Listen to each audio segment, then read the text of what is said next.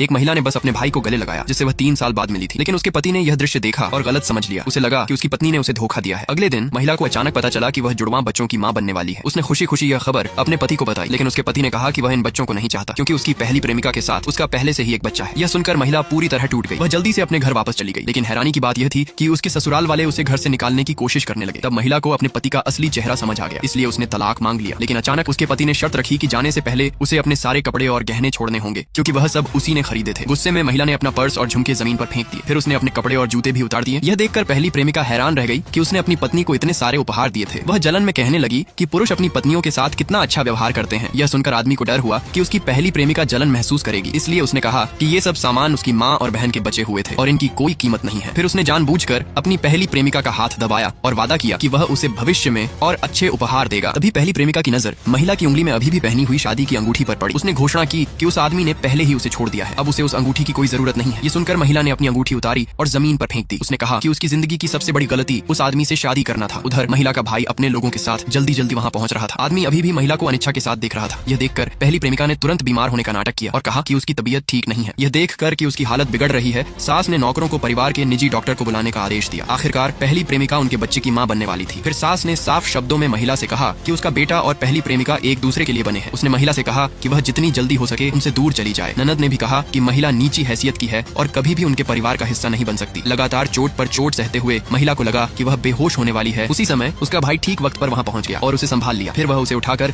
उस आदमी के घर से ले गया। आदमी उनके पीछे भागा और उसने देखा कि गाड़ी का नंबर 999999 था। उसने अपने सहायक को उस नंबर प्लेट के मालिक के बारे में जांच करने का आदेश दिया। जांच में पता चला कि उस मालिक की जानकारी गोपनीय है और उसका पता नहीं लगाया जा सकता। ननद और पहली प्रेमिका दोनों ने सोचा कि महिला को कोई अमीर प्रेमी मिल गया है, तभी तो वह इतनी जल्दी तलाक लेना चाहती थी। उन्हें बिल्कुल भी पता नहीं था कि वह आदमी दरअसल दुनिया के सबसे अमीर आदमी की बेटी थी। उसके पिता को उन सालों के दुख का गहरा अफसोस था जो उसने सहा था। खुशकिस्मती से अब जब उसका उस आदमी से तलाक हो गया था, वह फिर से उसी तरह जी सकती थी जैसे वह पैदा हुई थी, एक वारिस के रूप में। उसे घर वापस लाने के लिए उसके पिता ने उसके दोनों भाइयों को उसके लिए जन्मदिन की दावत तैयार करने का आदेश दिया। सबके सामने वे उसकी असली पहचान की घोषणा करने वाले थे। उसके भाइयों ने कोई खर्च नहीं छोड़ा और इस जश्न के लिए पूरा का पूरा एक यॉट किराए पर ले लिया। उन्होंने $10 मिलियन के पटाखे भी छोड़े। वह आदमी और उसका परिवार भी इस जन्मदिन की पार्टी में शामिल होने आए। उनका मकसद उसके परिवार को खुश करना था। आसमान में सुंदर आतिशबाजी देखते हुए उस आदमी को अचानक याद आया कि आज उसकी पत्नी का जन्मदिन भी है। जहाँ बाकी लोग उस वारिस से जल रहे थे, वहीं वह महिला यॉट पर सवार होकर उनकी ओर आ रही थी।